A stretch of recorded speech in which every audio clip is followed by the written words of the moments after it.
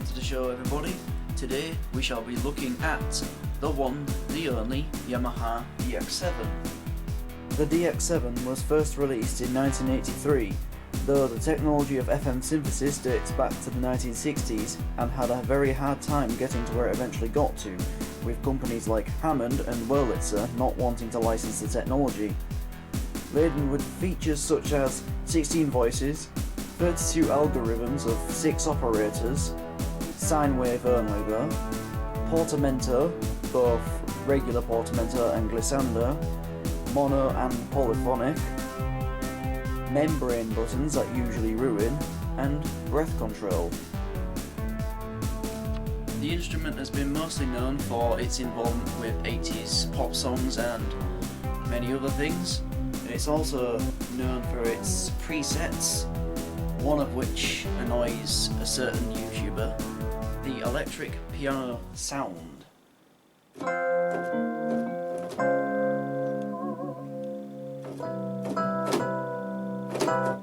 The bass one sound, and of course the tubular bell sound from Top Gun.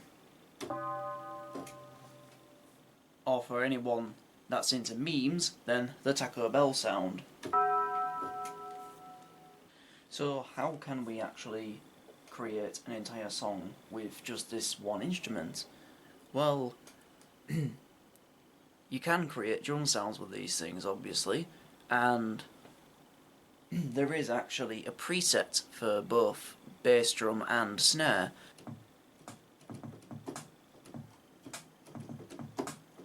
Or alternatively, you could make your own sounds. In today's episode, we're going to assume that you either have the second voice ROM cartridge, or have access to a sysx library where you can import this sound in anywhere.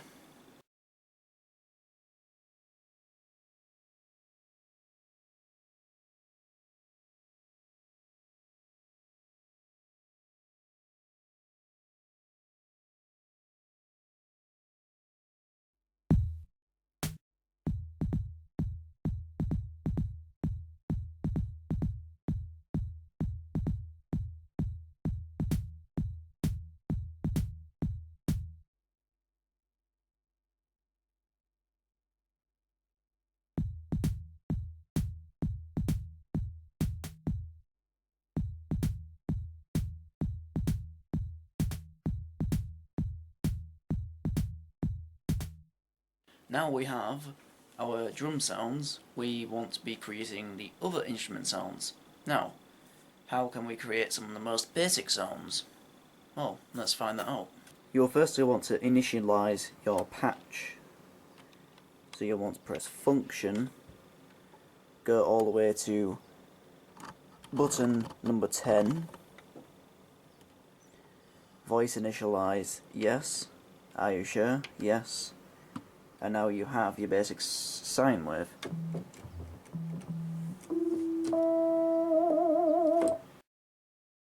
Right, so we want the edit button, press algorithm, select algorithm 2. Now, if you actually have your DX7 in front of you, you'll want to basically press output level after selecting algorithm 2 and make sure you're on operator 1, that should be on 99, and then operator 2 needs to be on 75, and then press 8 for feedback, and that wants to be all the way up to 7, and you get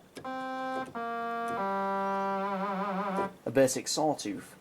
You could make it a little brighter by turning the output level of operator 2 up a little bit further, maybe to 80. But then that sounds a little too much.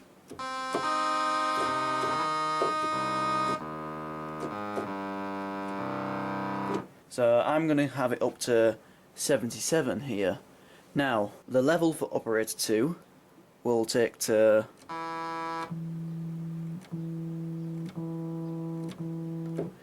87, rate 3,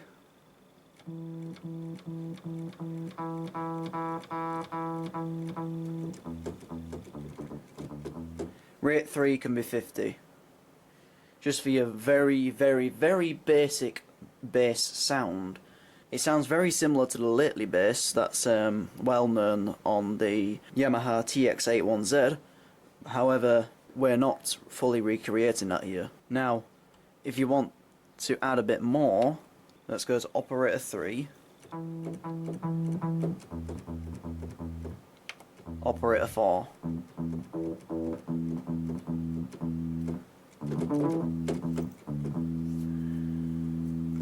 Transpose it down to C2. You've essentially just got yourself your bass sound. So you'll want to go to cartridge or memory protect, press off, press cartridge, hold store, and then press the number that you're saving to. In my case it's 32. Now we could mess around with this a little further. We could press for output level and take operator 2 up a little further, see if we can brighten up the sound a bit more.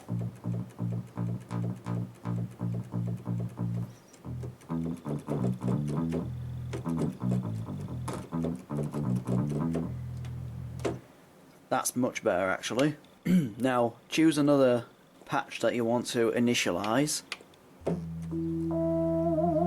Now let's see if we can create a pretty basic lead sound then. So we're currently on algorithm 1, so let's see what we can do here. Operator 1's already up to 99 by default, so let's see what we can do with operator 2.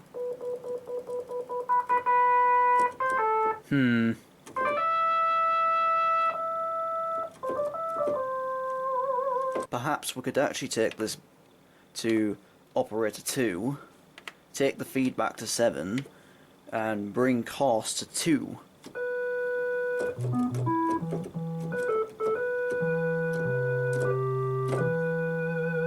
Bring up operator 2's output level a bit more.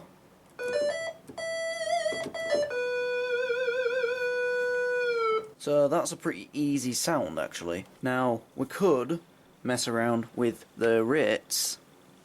So let's take ourselves back to operator 1, go to rate 4 by pressing the rate button 3 times.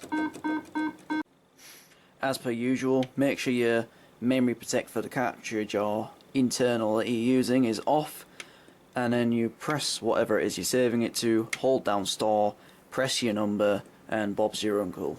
We could maybe sneak in some other presets, maybe those that are available via the Dex VST, which is also a sysx librarian as well, which is specifically designed for this DX7 right here. Well, not this DX7, let's not be silly, but it's designed for DX7s, and we have this ice cave sound right here.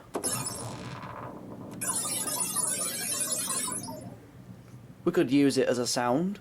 Of course, when you're scrolling through different sounds, the function controls actually stick to what you've previously set them to. So if you've got a pad sound and you've still got the function sounds, the function control set to where it was when you had your lead sound, then basically this is what you're going to get.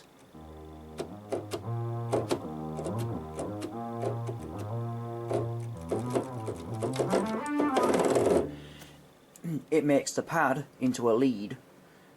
This can be quickly fixed just simply by turning the portamento down, changing it back to poly. There you go. Of course, if we actually just made the song with just the bare sounds as it is, then it wouldn't really be too interesting of a song now, would it? I mean, tastes vary, and it's entirely down to you what you want to do. I personally might add reverb here and there for various instruments, maybe mainly the snare, but let's get cracking on with it.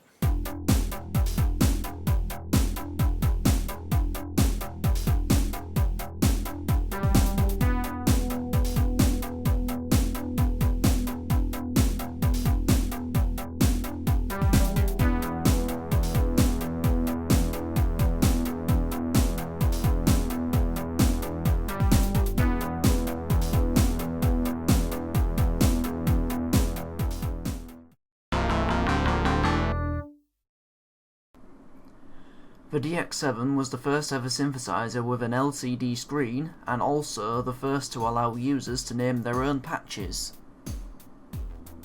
Now that's all for this video.